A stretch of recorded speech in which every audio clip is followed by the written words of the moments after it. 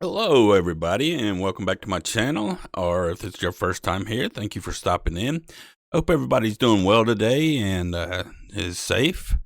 It's pretty cold where I am. I just checked the temperature, and right now it's minus 28 degrees Celsius with a wind chill of minus 40 degrees Celsius.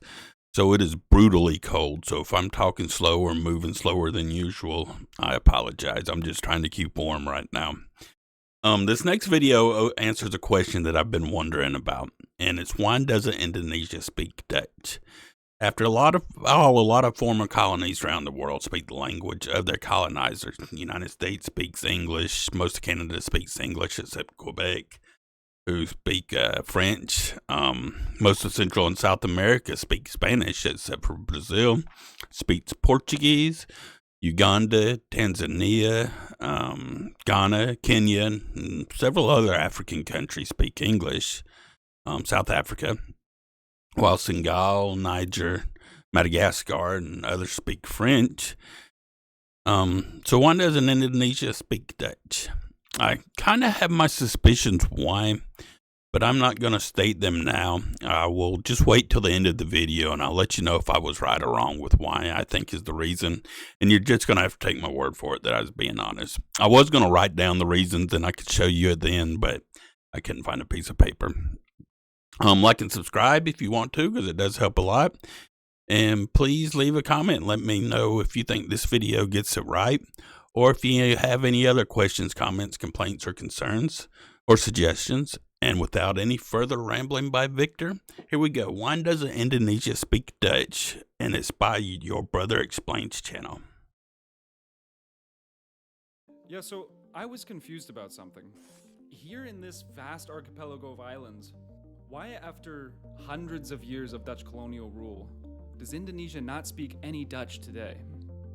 It's confusing because most former European colonies at least speak some of their former colonizers' language. In Indonesia's next-door neighbor Malaysia, 75% of the population speaks English. So I did some research, and I looked at primary accounts of the people who live I didn't realize that 75% of Malaysians speak English. there, and I listened to some big experts on the subject, and I found some things that are surprising, things that were unique to the way the Dutch colonized, and that no other European country was doing. Things that meant that the Dutch language mysteriously disappeared from The whole Indonesia. of Java have been taken over and run by the self-appointed These regime. islands are among the richest prizes. Of the total population of some 70 millions, 65 millions were native to the island. Unlike other European colonial powers at the time, they didn't colonize Indonesia as a nation state. They did it as a corporation. That corporation was called the Dutch East India Company, known as the VOC. It had a stock and everything, just like a modern corporation. Its only purpose was to profit off of spices by bringing them from Asia back to Europe. Since the VOC was motivated first by profit, they found it was cheaper and easier for their workers to learn the Malay language rather than teaching people Dutch. Dutch as the language of its empire. They took the easy way out, which was a clever way out, which was to use a simple local lingua franca as the language of administration. This is the only colony in the world that I know of which is ruled primarily through the a language of the non-European colony. language. I mean, it shows you how odd this is. But the reason is because of the VOC. People in this region had been using Malay as a lingua franca since the 7th century. This is because the Indonesian archipelago is culturally diverse, and people speak over 400 different languages. So in order to communicate between them, they used Malay. Before the Dutch or any Europeans had even set foot in Southeast Asia, the Malacca Sultanate was dominating trade in the region and promoting the Malay language. From the VOC perspective, it was easier for their employees to learn Malay because people already spoke it and the trade routes were already established. This was different from the other European colonizers of the time, like the Spanish and the Portuguese. They were not only aiming to make money, but also to spread Christianity, their culture, and most importantly, their language. The Dutch, not so much. However, This doesn't explain everything. The VOC was eventually nationalized by the Dutch government in 1800, who took full control over the colony. Over the next century, the Dutch expanded the borders of the Indonesian colony from the modest, spice-focused territories to the maximalist conquest of the entire archipelago. Once this happened, they did start to teach Dutch to the local population, but it didn't take hold. Not once, but many times, they speak to us in broken Malay, although they know very well that we understand the Dutch language. That was written by an Indonesian women's rights activist called Kartini, who came from a privileged background in the local aristocracy. The Dutch would often govern via the use of local rulers who had been regional lords under the pre-colonial monarchy of Java. She wrote letters to pen pals in Amsterdam about what life was like in the Dutch East Indies. Even though her background meant that she was taught Dutch at an early age, she noted many times about how Dutch officials wouldn't speak Dutch with her. I know a Dutch official who speaks Malay with a Javan regent, although he knows full well that he speaks good Dutch. Everyone converses with this native ruler in Dutch, but the colonial official never. Wow. Dutch education was only available to a small, privileged elite of the locals. In fact, some locals recalled how children needed to have knowledge in Dutch before going to Dutch school. Without the special permission of the Governor General, no native child from 6 to 7 years old would be admitted to the free grammar school for Europeans that could not speak Dutch. How can a native child of 6 or 7 learn Dutch? He would have had to have a Dutch governess. It shows how, in many cases, it was a chicken and egg problem. How can you learn Dutch if you were never taught, or if Dutch people and officials didn't want to speak it to you? The Dutch established local schools in Indonesia, but not very many. In 1900, the Dutch East Indies only had 1,500 schools, which equates to one school for every 24,000 people. Whoa. In 1945, at the end of Dutch colonial rule, only between 5 and 8% of the Indonesian population were literate in the Latin alphabet, hammering home the fact that for colonial officials, teaching Dutch was a secondary thought. Since Malay was so widespread in the colony, the Dutch government decided to make it co-official with Dutch in this period, and this started to plant the first seeds of Indonesian nationalism. They standardized Malay based on the version from Malacca, and dictionaries were made for governmental communication and schools for local people. So of those schools that were established, many even taught their curriculum in Malay instead of Dutch. This was again really different to how other European powers operated. For example, even though people in North Africa primarily spoke Arabic, the French still made them use French instead. The Dutch, while having some of that, had way less than everyone else. But it goes even further than this. The Dutch established a classification system for local Indonesians, which paradoxically helped create a national identity rooted in not speaking Dutch. They put people into 3 groups. The Dutch, which included people of mixed European and Asian race who spoke Dutch. Foreign Easterners, such as Arabs, Chinese, Indians, and those who weren't from Indonesia. And finally, the most important one, inlanders. Like I mentioned before, Indonesia is made up of hundreds of different groups with different languages and cultures. The Dutch classified them as being part of the same group called inlanders, to which the Dutch would speak Malay to them. To the Dutch colonizers, everyone was just an Indonesian colonial subject, regardless of their local background. But inlanders mean, of course, that you belong. What were they beating on there? Why were they beating on those logs? I imagine it had a purpose other than just whacking them with a stick. What were they making?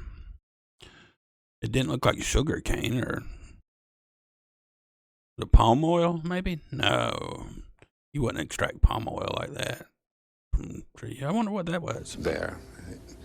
And the fact is, from the Dutch point of view, it didn't matter whether you were Sundanese or Muslim or Christian or from New Guinea or whatever it was, you were all the same. You were inlanders. And this has a powerful impact too. That is, and persuades people in the long run that in some way they really are the same. And if you're inlandser, you belong there, you were a native. And the Dutch didn't. And the Dutch are not natives. Yes. And therefore, in a sense, the logic of the Dutch expression itself tells... Excluded themselves from Indonesia. That's right. Yes. This paradoxically ended up solidifying Indonesian national identity. That all of these different groups, like Javanese, Sundanese, Sumatrans, Moluccans, and Balinese, were all the same people, and that their common language was Malay, not Dutch. When students from all over the archipelago met up in a central location to be educated, the cultural differences between them were decreased, and they started to see themselves as inlanders. In October 1928, young Indonesian nationalists from across the islands and from different backgrounds gathered at the Second Youth Congress in Jakarta. This was a defining moment in the birth of Indonesian national identity because they pledged 3 main points. 1. A united motherland. 2. A united nation. And most importantly, 3. A unifying language. The language that they ended up choosing was Indonesian. Indonesian? Okay, what's Indonesian? Indonesian is Malay, sort of. Remember when the Dutch officials tried to standardize Malay and create dictionaries for it and use it to formally administer the colonies? It ended up creating a variety of Malay that was more Indonesian. At this conference, they formally decided that this branch of Malay would be known as Indonesian. Indonesian is mutually intelligible with Malay. It's the same base language with some differences, and 2 speakers of these languages could easily communicate with one another. The biggest difference is that Indonesian does have many loanwords from Dutch. There's a whole list on Wikipedia of all of the Dutch words in Indonesian. Supposedly, as high as around 1/5 of the entire Indonesian language can be traced back to Dutch origins. Well, that's There's good pretty videos high. on YouTube of Dutch and Indonesian speakers comparing some of the similarities between words. Tas. A bag. You had from the end of the 19th century already Malay language newspapers and the rise of the vernacular press. I mean, if this elite there had been no Malay, and this was simply a Dutch-speaking elite, which happens in other colonies, I think it would have been a very thin stratum with not much connection to the mass. Malay was adopted to an Indonesian context. It took local words, changed its grammar a bit, and the Indonesian nationalists saw it as a unifying language of the people. The nationalists could have chosen Javanese as the language of the state, since it was the mother tongue of almost half of all Indonesians. But nobody in any area outside of Java would have spoken it, so it wouldn't have unified these diverse cultures. During World War II, the Japanese occupied Indonesia, and they didn't administer the country in Dutch or Japanese. They did it in Indonesian. They issued propaganda espousing how Japan was saving the peoples of Indonesia from Western colonialism, and many people sympathized with that. They also freed anti-colonial dissidents like Sukarno, who the Dutch had previously banished to the remote island of Flores. The Japanese thought that they could use dissidents like Sukarno to pacify the local population. But Sukarno saw it the other way. He could use Japan to free Indonesia. Sukarno was willing to support the Japanese in exchange for a platform to spread his nationalist ideas. Yes, independent Indonesia can only be achieved with Dai Nippon. He was vindicated for thinking this way because in 1943, with the war going badly, the Japanese administration promised Indonesia could gain full independence at some point. Sukarno used this as a fuel on the nationalist fire to further promote his ideas of a unified Indonesian state to the public. After Japan's defeat in the war, the Dutch tried to reassert control over Indonesia, but it didn't work. Indonesia fought an anti-colonial war against the Dutch and won, gaining their independence in 1949. The new president, Sukarno, declared a unified Indonesian nation, whose national language would be Indonesian. The Republic of Indonesia is not owned by a group, does not belong to a religion, not owned by a tribe, not owned by a custom class, and it belongs to all of us, from Sabang to Merauke. Any remaining Dutch speakers left to the Netherlands or stopped speaking Dutch in their daily life.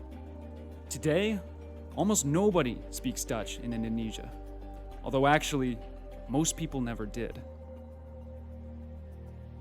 All right, there we go. So was I right on my suspicions?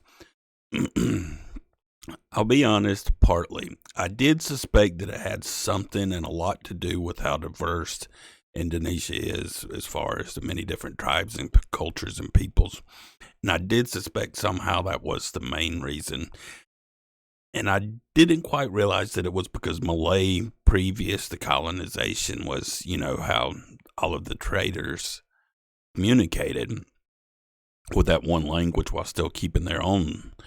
But that does make a lot of sense. It all makes sense. Plus the way that I didn't realize, Dutch didn't really try to force their language. They would actually speak in Malay to Indonesians.